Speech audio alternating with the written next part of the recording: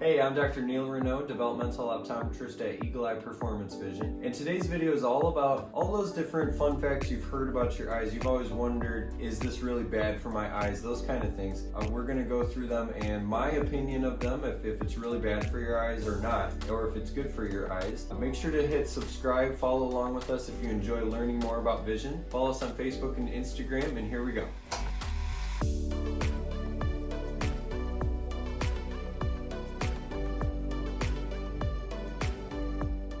Okay, our first one is, have you ever heard if you cross your eyes too long, your eyes are going to stay that way? That is, yes and no. No, I mean, if you cross your eyes, you're not just going to be stuck with your eyes turned inward constantly if you just do it for a little trick or for a couple minutes. However, if you do it too long, you can drive yourself into a state of over-convergence, your eyes turn inward too much. And in fact, during the pandemic, I've seen an increase in esotropia with people with an eye turning inward. So yes, if you spend excessively huge amount of time with your eyes turned inward or just focusing on things too close to you for too long, yes, you can drive your eyes into a more turned in posture. However, just doing it for a couple minutes or doing it for a little joke, that will not cause your eyes to permanently stay crossed. Next is, reading in the dark is bad for your vision. Is that true or false?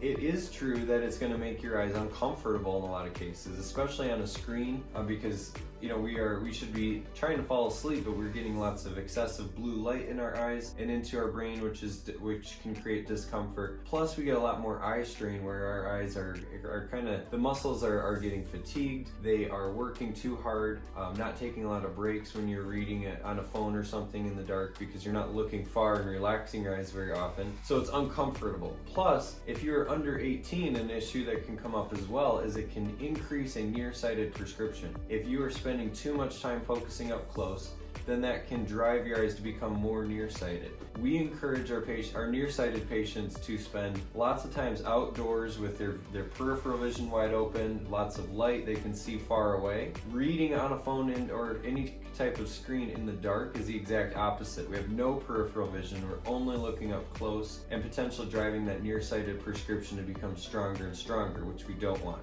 Next, have you ever heard anybody say eating carrots is good for your eyesight? That is true. It's helpful to eat carrots. Green leafy vegetables like kale and spinach are good for your eyes. Fish oil is good for your eyes. There's lots of things in our diet that are good for your eyes. Lots of different ways of getting good nutrients into your eyes, which is, they're an organ and a body part just like the rest of your body that needs good fuel, good oxygen, good supply. One difficulty we have in the American diet is it's very, very hard, virtually impossible to have the perfect diet. There's so many processed foods, there's so many ways that our food is degraded, and the food we intake is, not as nutrient dense as it should be. And we'd be, eating mountains of vegetables and fruit to get the right amounts. So what we do in our office, we suggest patients use I Promise, which is it's a supplement. EYE Promise.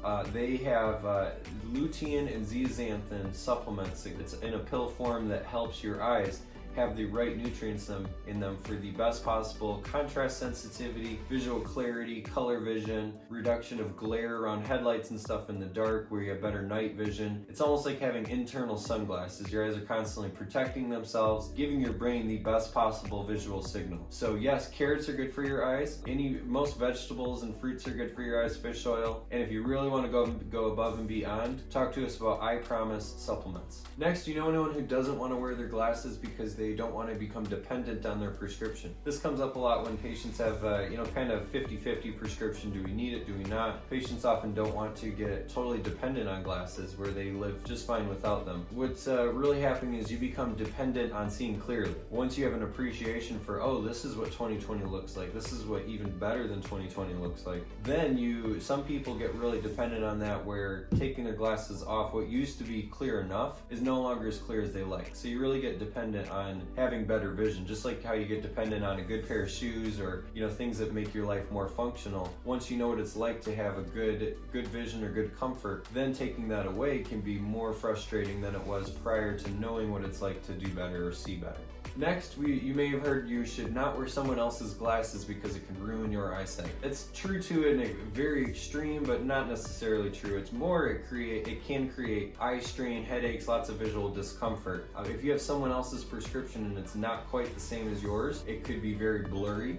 what you're looking through, or you may be able to get it clear, but it takes a lot of work for your eyes to do that. But your prescription's really based on the anatomical shape and structure of your eyes. That's how we become nearsighted or farsighted or have astigmatism. So just putting on someone's glasses is not really going to change the shape of your eyes. However, it can mess with the focusing muscle in your eyes that zooms in and zooms out. If you create a spasm there by wearing someone else's glasses for days or weeks at a time, then that can cause more of a permanent change to your prescription that needs to alter your glasses or come up with a different strategy to go back to where you were. So yes, you can over a very long period of time mess up your prescription, but generally just changing the shape of your eyes is difficult to do by putting someone else's glasses on.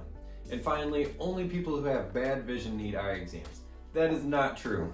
For a variety of reasons. One, even if you have clear vision, we need to make sure your eyes are healthy. That's really a huge part of an eye exam, is confirm that your eyes are healthy, you're not showing any early signs of eye diseases. I usually can see an eye disease developing long before you can notice it affecting your vision. So the earlier those things are found, the more effectively they are treated. Also, you may have vision that's good enough, but not quite cutting it for you, and we may find that there's a prescription where you can see even better than what you're used to. Say like an athlete needs high-level visual performance, someone who works on a computer all the time, maybe getting some visual symptoms that they haven't really connected to their eyes quite yet. So even if you think you see well, there could be something that you can, with glasses or contacts, you could see even better. And then 20/20 is one of many of the different visual skills we assess. So even if you see 20/20, I still need to look and see how your eyes work together. Do you see good three-dimensional depth perception? Do your eyes converge and diverge? Do they work together on a team? Can they change their focus? Are they accurate and coordinated for reading eye movements and tracking moving targets like a baseball? Are you able to do all of those skills beyond 20/20? Those are assessed in an eye exam. Even for people who think that they come in with clear 20/20 vision, we can find lots of ways to improve your life through your vision beyond just clear glasses or contacts.